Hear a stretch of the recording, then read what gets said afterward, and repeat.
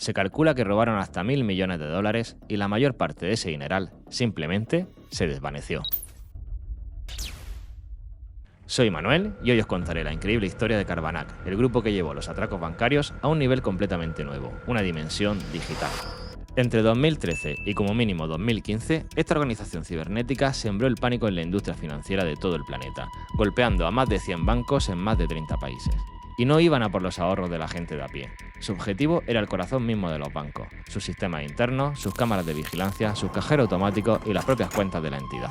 Lo hicieron con una sofisticación y una osadía que dejaron con la boca abierta a expertos en seguridad de todo el mundo. ¿Cómo consiguieron estos hackers invisibles colarse en las supuestamente infranqueables fortalezas digitales de los bancos? ¿Quiénes eran estas sombras que movían los hilos desde el anonimato de Internet? Y quizás la pregunta más inquietante de todas, ¿dónde fueron a parar esos 1.000 millones de dólares? Esta es la crónica de un terror digital como nunca antes se había visto, una caza internacional y un misterio que en parte sigue sin resolverse. Acompáñenme a desenredar la madeja de engaños y tecnología punta que definió a Carbanak, los titiriteros detrás de los cajeros poseídos. Antes de que el nombre Carbanak se convirtiera en sinónimo de cibercrimen a lo grande, el mundo financiero, aunque ya sabía de los riesgos digitales, no estaba ni de lejos preparado para un enemigo de este calibre. Los ataques más comunes se centraban en robar datos de tarjetas de crédito o en timos de phishing de poca monta. La idea de que un grupo pudiera meterse tan hasta la cocina en la infraestructura de un banco, operar durante meses sin que nadie se enterase y luego, simplemente, ordenar a los cajeros que soltaran pasta o desviar millones con transferencias internas, sonaba más a guión de Hollywood que a otra cosa. Las primeras señales de que algo muy raro y preocupante estaba pasando llegaron poco a poco, como un goteo. Un cajero automático en Kiev, Ucrania, empezó a soltar dinero sin ton ni son, sin tarjeta ni PIN. Los técnicos locales no entendían nada. No había ni rastro de que alguien lo hubiera forzado. Al principio pensaron en fallos técnicos aislados o quizás en algún malware localizado como el famoso TubeKing, que ya había hecho de la suya en otros cajeros. Pero lo que descubrieron los investigadores de la firma de ciberseguridad Kaspersky Lab, a quienes llamaron para investigar este misterioso incidente en Ucrania, fue algo mucho más complejo y siniestro. Lo que Kaspersky encontró no era un simple virus en un cajero, era solo la punta del iceberg.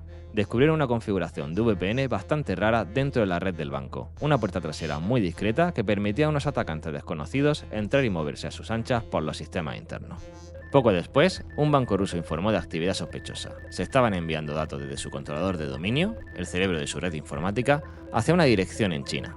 Al investigar este segundo caso, Kaspersky encontró el mismo tipo de software malicioso, un programa espía muy sofisticado al que bautizaron Carbanak, porque combinaba elementos del troyano bancario Carverb con el nombre Anunak, otra campaña de malware anterior que se creía obra del mismo grupo. Quedó claro que no eran incidentes aislados, sino parte de una campaña coordinada y ejecutada con una precisión milimétrica. Los bancos afectados no solo estaban en Europa del Este, pronto se descubriría que entidades financieras en Rusia, Estados Unidos, Alemania, China y docenas de otros países estaban siendo o habían sido víctimas. La magnitud del problema era aterradora.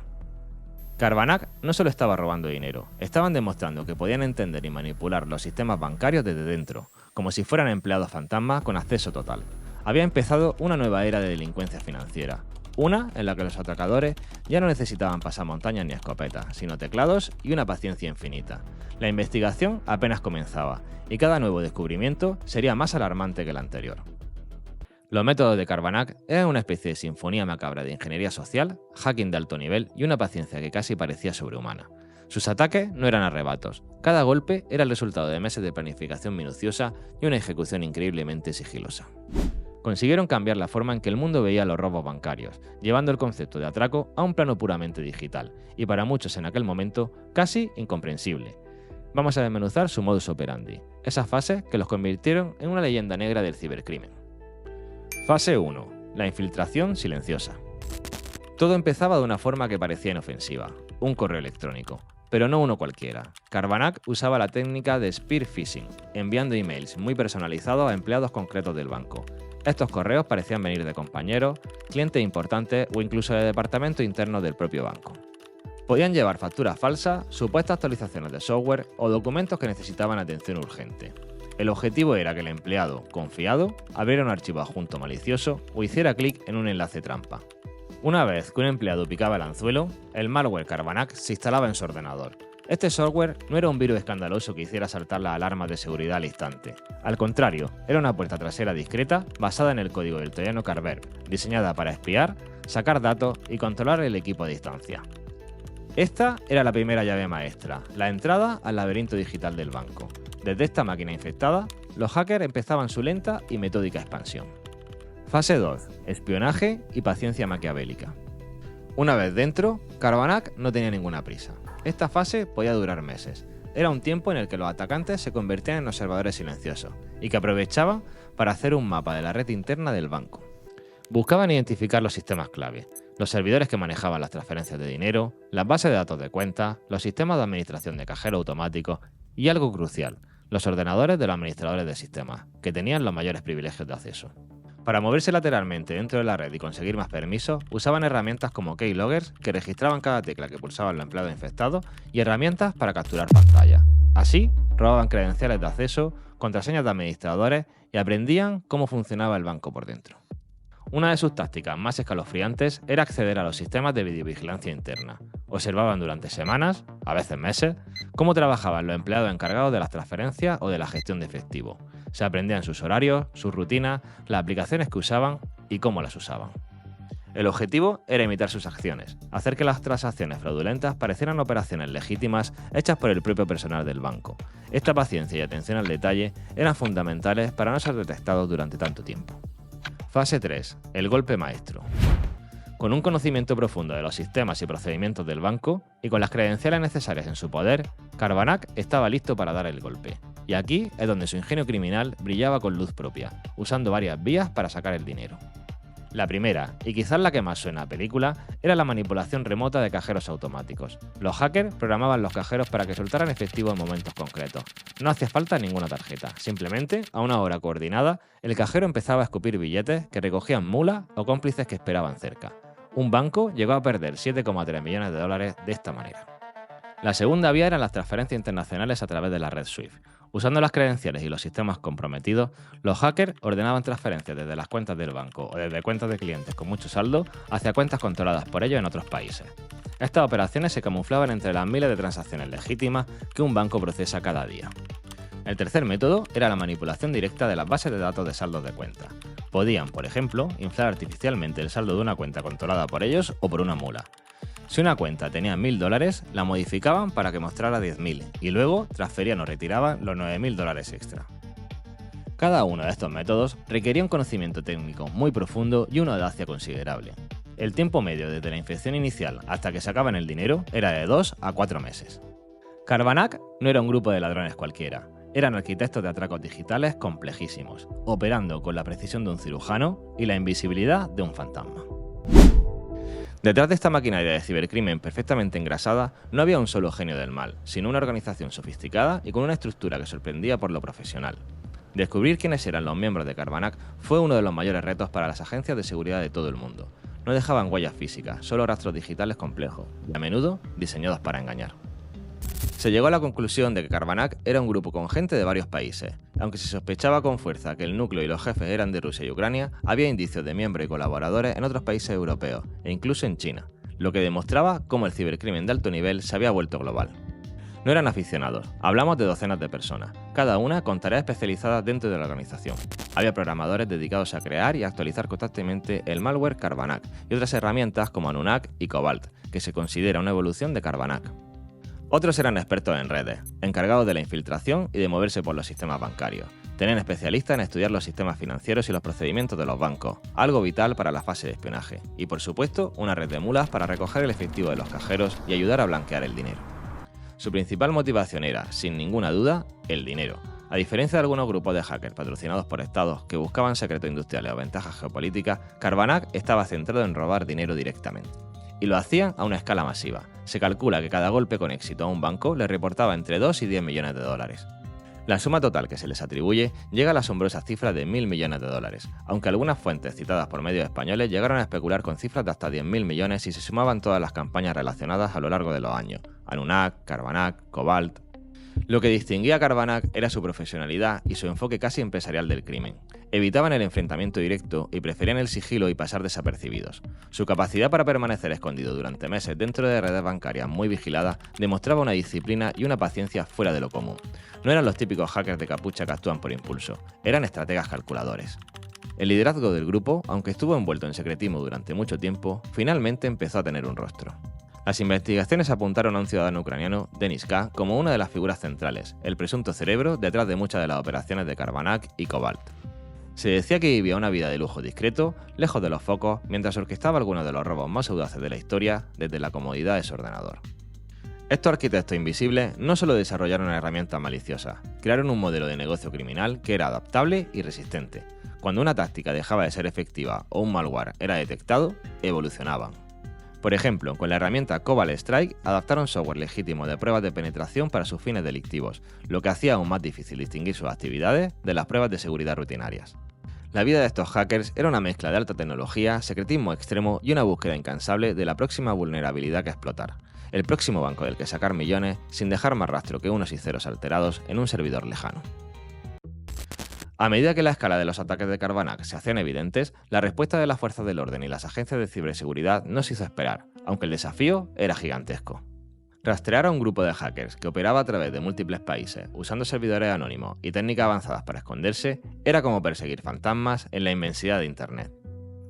La colaboración internacional se volvió fundamental. Agencias como Europol en Europa, el FBI en Estados Unidos y varias policías nacionales, junto con empresas de ciberseguridad privadas como Kaspersky, empezaron a unir fuerzas. Compartían información, análisis de malware y pistas sobre la infraestructura que usaban los criminales. Esta cooperación fue clave, ya que Karbanak no respetaba fronteras. Sus víctimas y sus operaciones se extendían por todo el globo, desde Rusia y Ucrania hasta Estados Unidos, pasando por muchísimos países europeos y asiáticos. Uno de los principales retos era la propia naturaleza de las pruebas en el ciberespacio. Los hackers de Karbanak eran expertos en borrar sus huellas digitales o en hacerlas pasar por tantos servidores comprometidos en diferentes países que saber quién era el culpable se convertía en un rompecabezas forense tremendamente complicado. Además, el grupo sabía que lo estaban persiguiendo. Constantemente adaptaban sus herramientas y tácticas, cambiando su malware, usando nuevos servidores de comando y control y refinando sus métodos para blanquear el dinero y así dificultar el seguimiento de los fondos robados.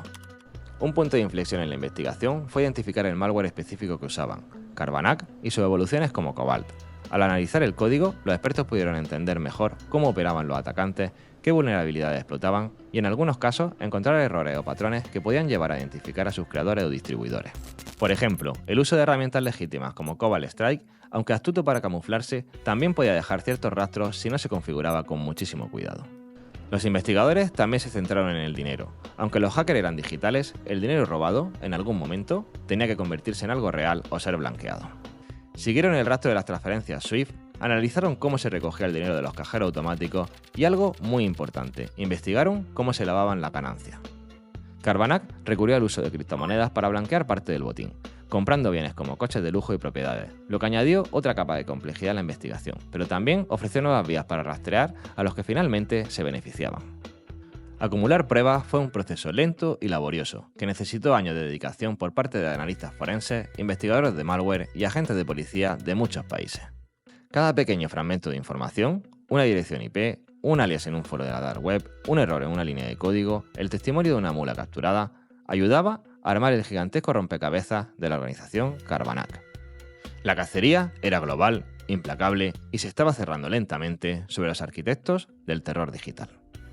Tras años de investigación minuciosa y una cooperación internacional sin precedentes, el cerco empezó a cerrarse sobre figuras clave del grupo Karbanak. En marzo de 2018 hubo un avance muy importante. Denis K., el ciudadano ucraniano señalado como el presunto cerebro detrás de las operaciones de Karbanak y Cobalt, fue arrestado en Alicante, España. Su detención fue el resultado de una compleja operación liderada por la Policía Nacional Española en estrecha colaboración con Europol, el FBI y autoridades de otros países, además de la ayuda crucial de empresas de ciberseguridad del sector privado. Se informó que Denis K. había estado orquestando los ataques que permitían a los cajeros automáticos en lugares tan lejanos como Tailandia soltar dinero con solo presionar una tecla en su ordenador en España, mientras vivía una vida relativamente anónima con su familia.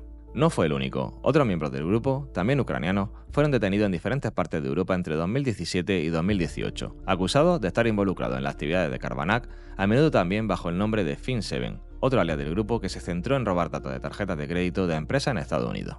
Friedrich Gladir, por ejemplo, fue detenido en Alemania y luego extraditado a Estados Unidos, donde se enfrentó a cargos por su papel como administrador de sistemas de alto nivel dentro de Fin7. Con el tiempo, algunos miembros fueron sentenciados. En 2021, se supo que 2 miembros de la banda Carbanak fueron condenados a 8 años de prisión en Kazajistán por robar millones de bancos en ese país. Sin embargo, a pesar de estos importantes arrestos, la historia de Carbanak está lejos de tener un final definitivo. La pregunta de los $1.000 millones sigue en el aire. Aunque se recuperaron algunas cantidades y se incautaron bienes, se cree que la gran mayoría del dinero robado nunca se localizó y sigue desaparecido, probablemente blanqueado a través de complejas redes financieras y criptomonedas, o invertido en activos difíciles de rastrear. Además, Carbanak era una organización grande y descentralizada. Si bien se capturó a líderes y operativos clave, es muy probable que muchos otros miembros sigan en libertad, quizás continuando sus actividades bajo nuevos nombres o uniéndose a otros grupos de cibercriminales. La estructura y el conocimiento del grupo no desaparecieron de la noche a la mañana. De hecho, se observó una evolución con la aparición de Carbanak 2.0, que no solo apuntaba a bancos, sino también a departamentos de contabilidad de empresas, demostrando lo bien que adaptaban sus tácticas. El código fuente del malware Carbanak Fin7 incluso llegó a filtrarse en 2019, lo que podría haber permitido a otros grupos criminales adoptar y adaptar sus sofisticadas herramientas. Las sombras de Carbanak siguen ahí. El grupo le demostró al mundo lo vulnerables que son las instituciones financieras ante ataques internos bien planeados y ejecutados con paciencia. Dejaron un legado de miedo, pero también de lecciones aprendidas para la industria de la ciberseguridad. La justicia ha alcanzado a algunos, pero el misterio completo de sus operaciones y el destino final de su inmensa fortuna siguen siendo en gran medida parte del oscuro folclore de la era digital. Si esta historia te ha parecido tan increíble como escalofriante, no olvides suscribirte al canal, así no te perderás las próximas investigaciones. Y ahora, me gustaría saber tu opinión. ¿Qué fue lo que más te sorprendió de esta historia?